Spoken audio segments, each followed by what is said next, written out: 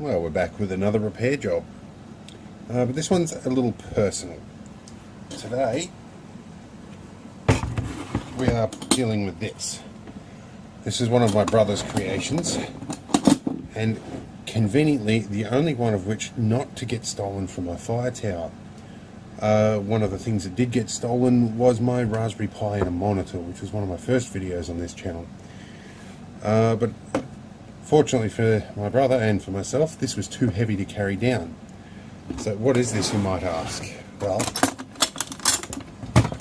it is a rather heavy lead-filled box that contains, once we pull the lid off, a rather large battery, which, as you might guess, is full of lead. And it's about a 40 amp hour deep cycle gel cell.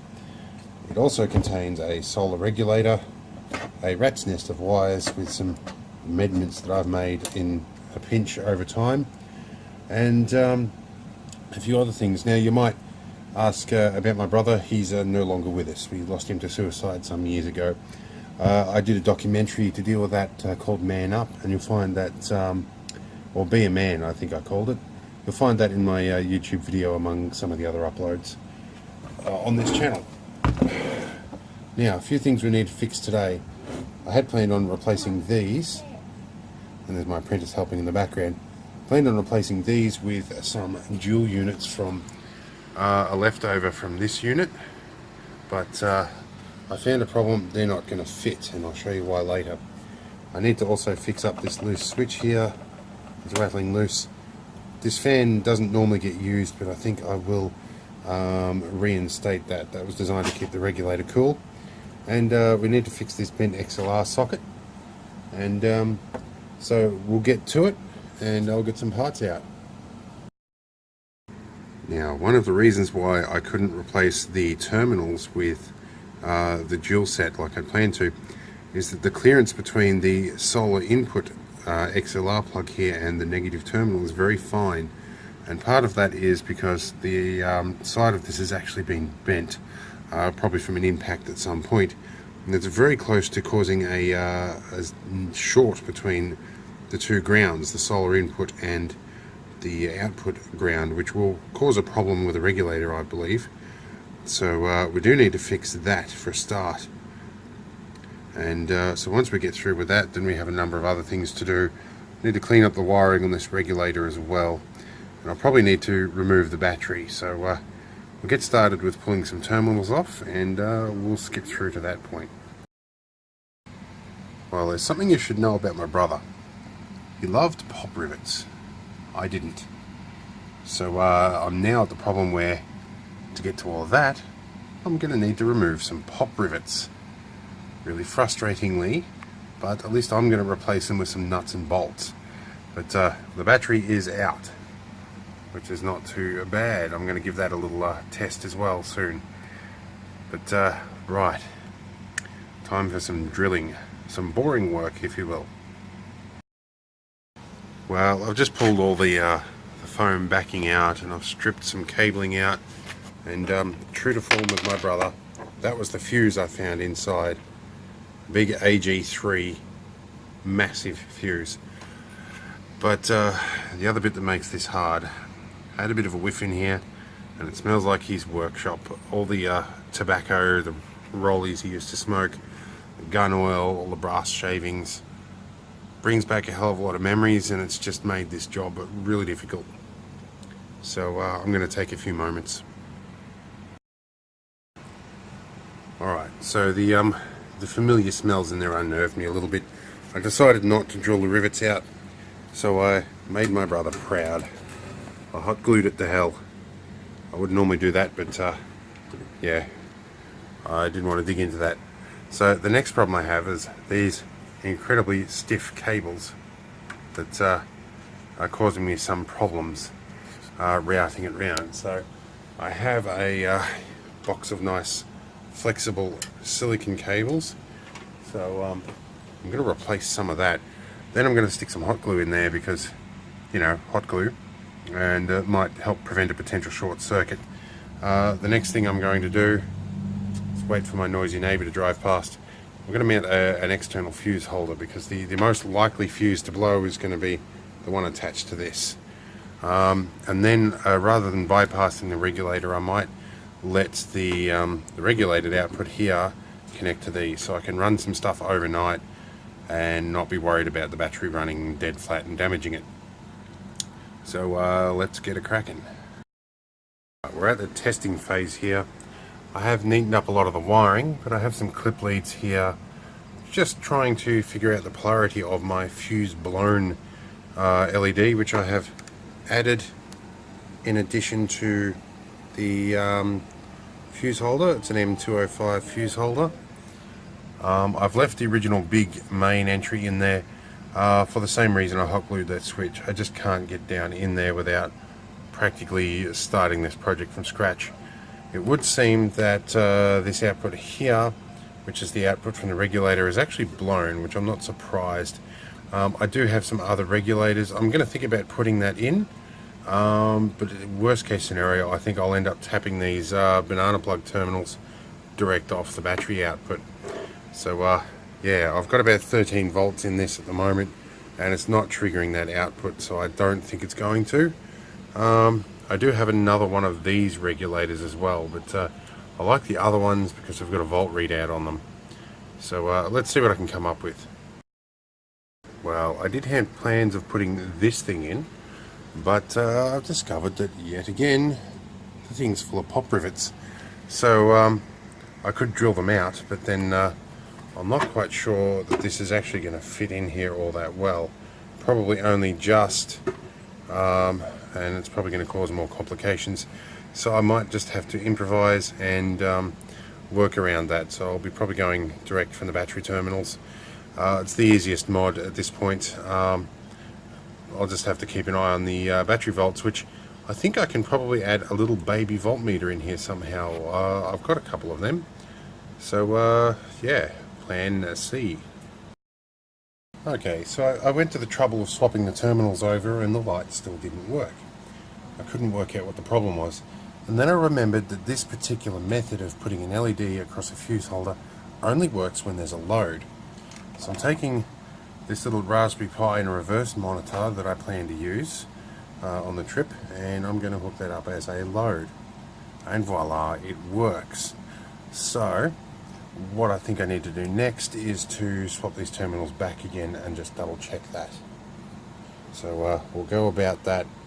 We'll take our LED terminals out and we'll take our battery off and hang these in a safe manner here. I keep control of the hot wire so we don't have any catastrophic blow-ups. So let's check here. That is positive lead there.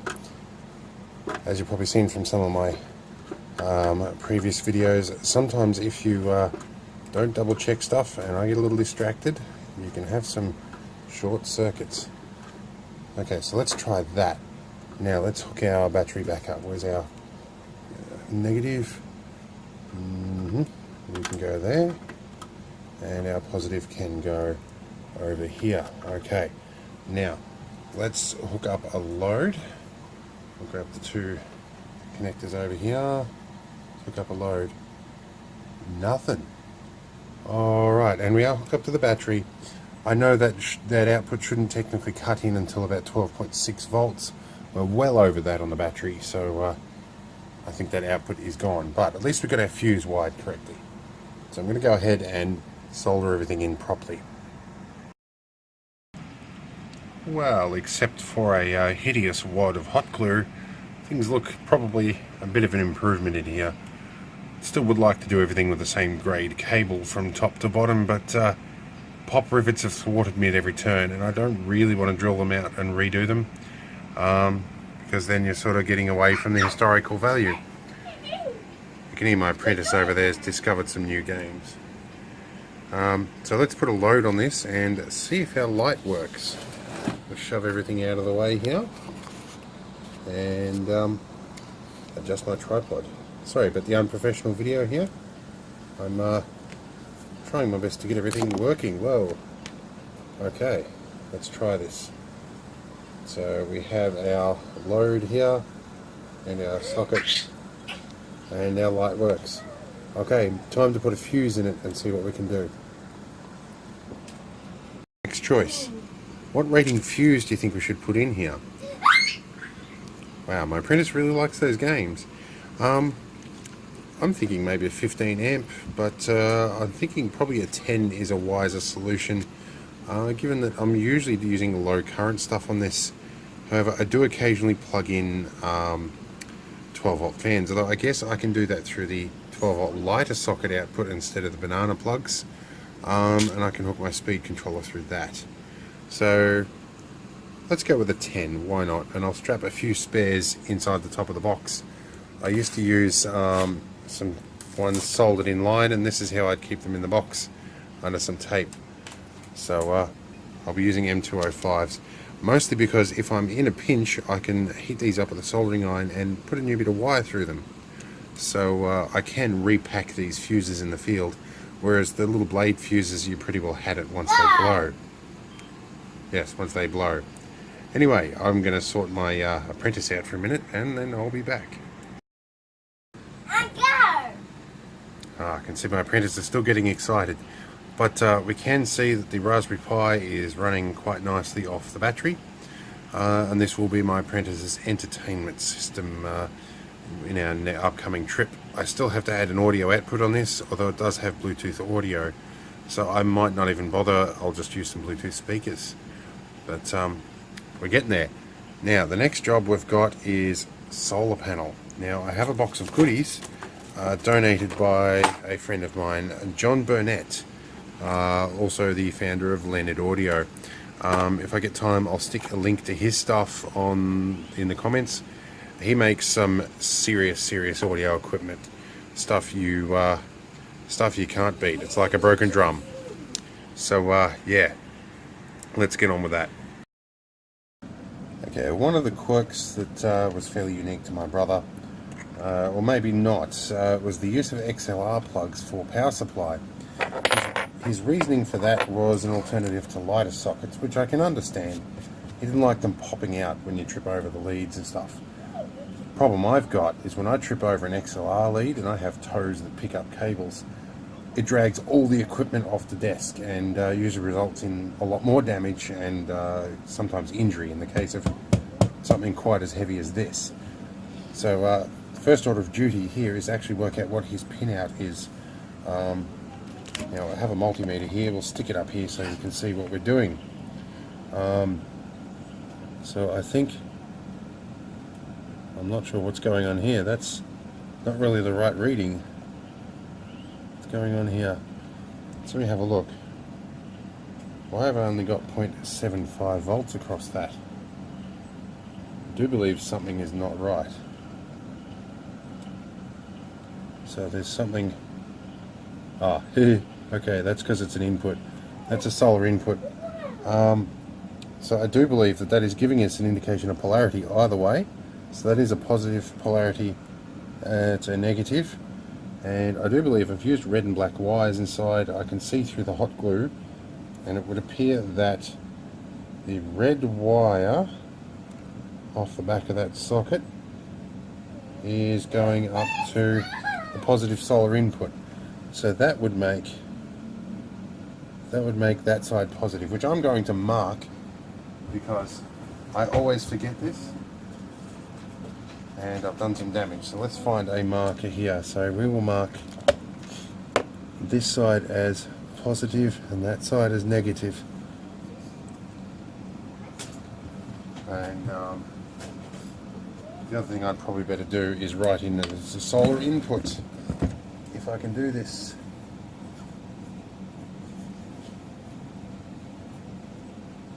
Not the best writing, but as usually by this time of night MS is starting to get to me again.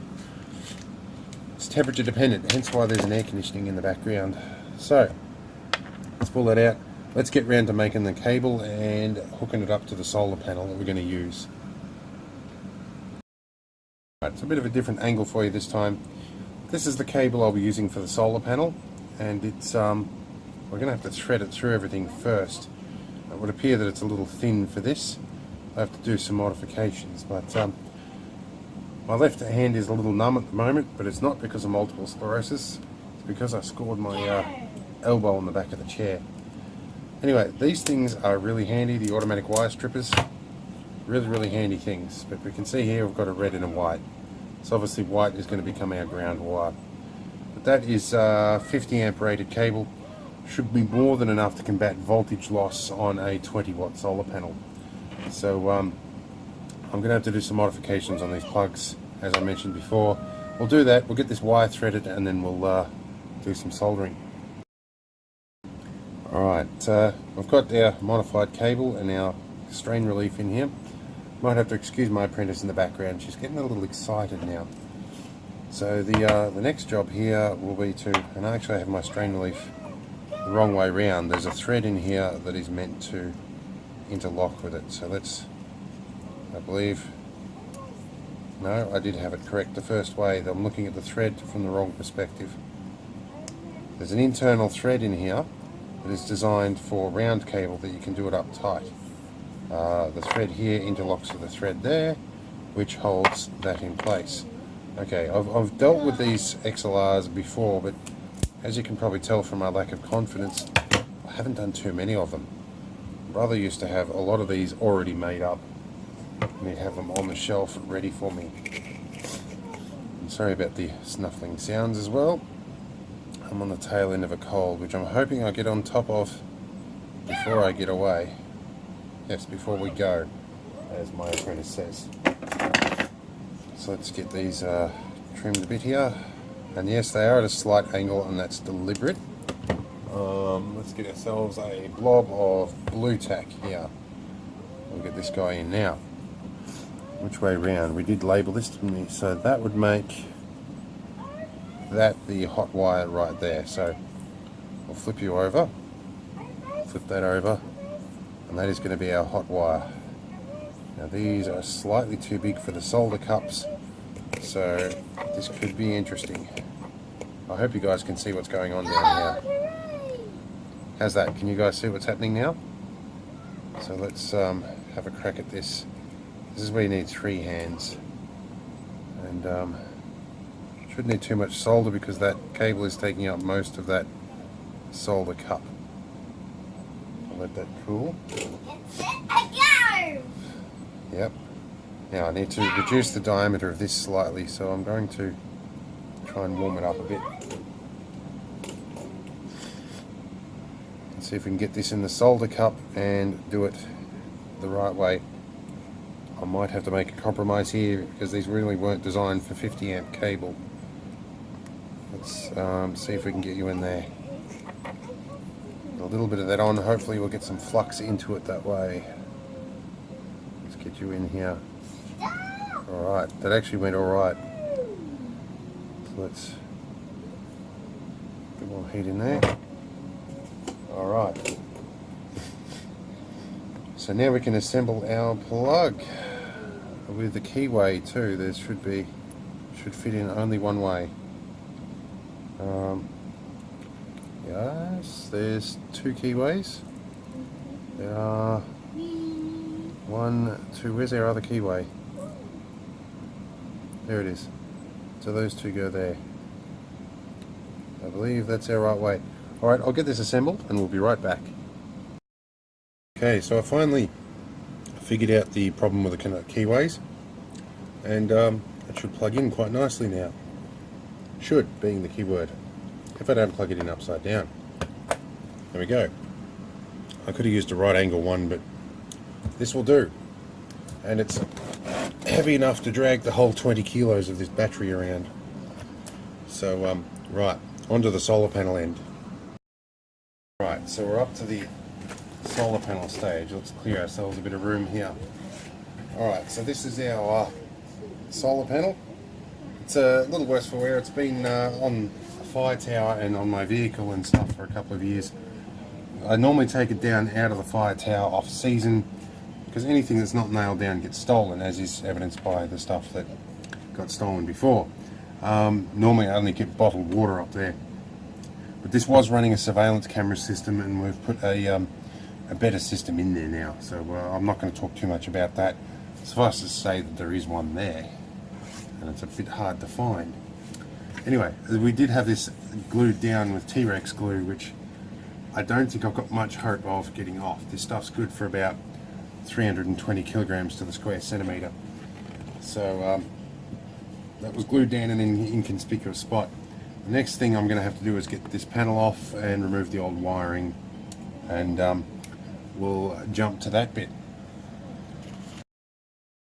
Alright, so we've got the underside open, and it would appear last time I did an improvised join here, I left a bit of red tape. I assume that's to flag the positive. So there is a diode in here just to prevent bleed back through the panel if you have it directly connected to a battery. But we're going to leave that in there, that's just fine. Alright, so we've got the multimeter connected up, and it is generating a little bit of voltage. It is also sitting face down on my desk, so let's get this meter where you can see it. I'm going to take a trusty LED light source, which is pretty poor for the ultraviolet spectrum, which really is what makes solar panels work. But let's just see how we go. Alright, so shining this torch at the underside, we've got about 5 volts, and it's in the positive.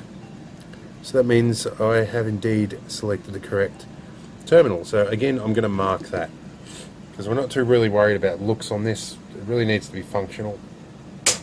So let's find that Sharpie again. So we know this is our positive side, that's our negative side. I know my negative sign's more like an approximate sign, but you know what, we'll work with what we've got. And I'm pretty sure that will inspire another trolling comment like my Amiga 2000 repair did. So you can find out more about that by watching my other videos too. So I don't really want to go back to that. Let's move on. So it's time to get this all disassembled, get some screws out, and we'll strip off some more cable. And oh, okay, that terminal's buggered, so I might have to solder to that. But anyway, let's get cracking. We'll jump straight through to the next bit.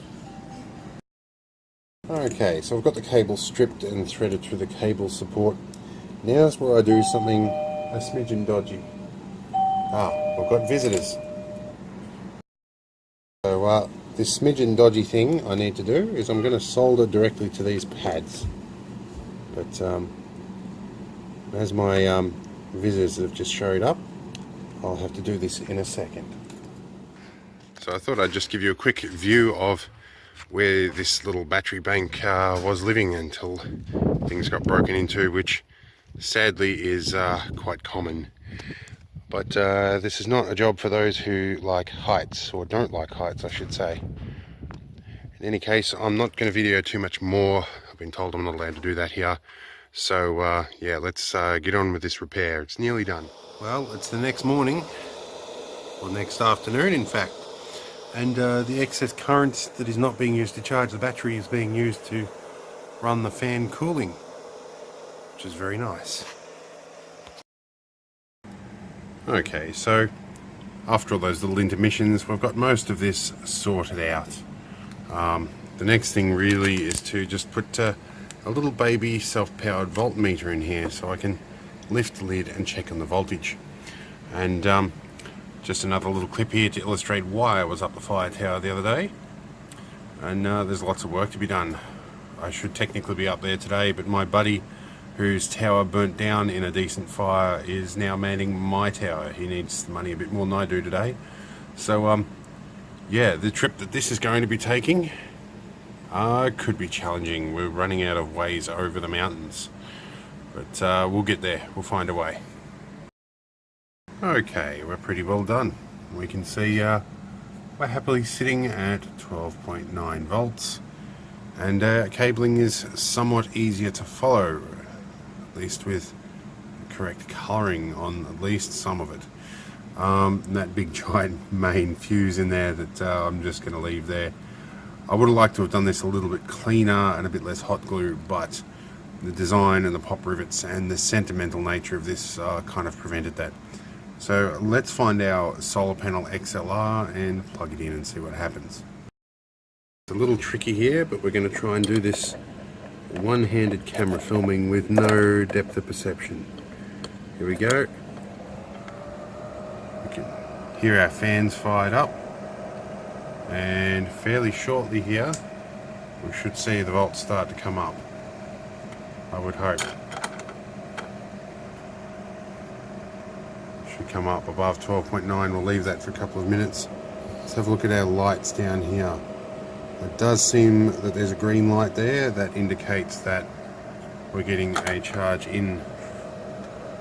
But I'll leave this go for a bit and we'll check back on the voltage and see if it's caught up. Okay, it's about 2 minutes later and we can see the voltage is coming up. The solar panel for testing is just leaning against the side of the house in slightly less than ideal position, so this might be as much voltage that is coming from the panel. So it might not be able to push much higher until later this afternoon when the sun dips over that side of the house. So yeah, let's get cracking and we'll put this in the vehicle ready to go. Righto, so we're outside towards the end of the day. We have our battery box and our solar panel. And we're going to mount them on the top of the Land Rover up here. Probably with the help of some zip ties. And probably under the watchful eye of my surveillance camera. So yeah, we should be able to get all this happening. I'm probably going to run the cable down the same way that I originally had it, which is following this cable here. And we have a roll of split tubing over there to help with some of that. So, and because there'll be a mattress laying in the middle here, that will be where I'm sleeping, I'll be setting up a tent and stretcher and all the other stuff for the rest of the family. These seats fold up, so I think I'll probably hide my battery box off to one side. We'll figure that out, but we'll get the solar panel up first. Alright, so my apprentice has decided to help me by upending my bag of zip ties everywhere. How you going? But yeah, so I've got the zip ties laid out and ready to go on the roof. Now, before you pick on me for using 4 zip ties for holding this on, normally I'd use stainless steel zip ties, but this is a temporary arrangement, probably only going to be in use for a week, and then it'll be coming off again. I just hope it doesn't vibrate loose and tear off like the last one did when I did exactly the same thing. And that little beep beep beep is a fire proximity warning. I'm going to have to go check that shortly because the hills are on fire and not full with the sound of music like other people might think. Let's get this panel on the roof. Okay, so we're up on the roof. I have my FM marine antenna here. It's an FM radio station antenna for the waterproof marine radio I have in here, which has apparently been rattling loose over time. Also not the first time that's happened. This is a retractable antenna which won't because of the carport right now. We're going to put the solar panel slightly to one side. This panel up here is for the main battery. It keeps it charged even when the battery isolator is disconnected. So I'm going to find an interesting angle here and we'll try and tie this thing down. Okay, so this is not going to be a terribly easy angle to get, but the idea here is that I'm going to loosely thread these zip ties through the mesh and then we'll lay this down and tie it on, but I think the angle's not going to work, so I might just zip tie this on and we'll skip through to having it finished. Alright, we've got this thing fairly tightly, and that Gorilla Glue that's beaded around the edge is actually acting as a bit of a rubber buffer, so that should be nice, because we don't really want this getting a rattle up, because over time it will eventually knock those zip ties out. So I'm going to trim them off with a flush cutter shortly and we'll tether this cable down. But you know, in the grand scale of things, this is the cheapest part of the whole thing, so I'm not too terribly worried. If it does come loose, I'll probably get a ratchet strap and tie that down just for the duration of the trip, and I'll have more zip ties on board like I always do, and we'll fix all that up when I get there. Right, let's get some split tubing on this stuff and get the cable routed. Alright, we've got a cabling routed and into some split tubing along with some of the other cabling, which I've been meaning to do for months. This is not really an ideal job, but I'm also in a hurry. So that's the usual excuse for doing things the lazy way, I'm sure it'll bite me on the arse later. Let's get this battery box in position. Okay, so we've got this mounted on the passenger side. It looks like the seat fitting is going to stop that from sliding around. Now, I did pull all my zip ties and my neat wiring out of here earlier. I temporarily added a reverse beeper here, mostly when I'm reversing out of the Kinder. I don't want people standing behind me where I can't see it. So yeah, and there's a temporary fix here I need to fix as well. So I'm going to get in here with some zip ties, neaten all this up, and our lead here comes down to our XLR plug, which is right here. So that we'll plug this in and just temporarily test that all this is going to work. And I have my apprentice here helping me clean out everything. She also stinks, so I think I might have to tend to that. But let's check our battery volts in here. I have come up to 12.9. I've backed out of the carport slowly, so we should have a little bit of daylight on there. And I can feel that fan moving as well. Alright, so we need to get some zip ties in and get all this set up, and I might even install some clamps or something to hold that down, so we'll go from there. And we want some help? Okay, Dad, you go back. I see back this water. Okay, apparently I have to do some cleaning. Alright, this is my portable shower. We don't actually use it for weed spraying. So we're going to do some cleaning apparently. Dad? 2 jobs in 1 stone. Okay, so we're mostly converted over for camping. I've got the mattress here. These bits, for the record, will fold up at night. So I get a little bit more room. And make a side table during the day. As does the tailgate.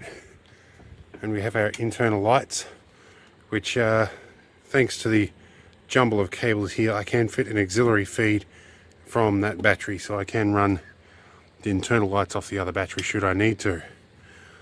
But that's pretty much it. I'm a little bit breathless, but I have a bed, and we'll have a tent, and like a decent tent, we'll see later. And I can run the umbilical from that battery into the tent to run whatever needs to be run from there. So the next job is packing all of that. So anyway, I hope you've enjoyed this. It's a bit of sentimental stuff for me. It's one of the few remaining gadgets that I've got that my brother designed. So yeah, it's good to see I've still been able to keep it running and keep hold of it. So this is going to pretty well end this video, and we hope to see you guys soon with some armoured vehicles and amphibious stuff and general all-round military vehicle fun. So I'll see you guys next time.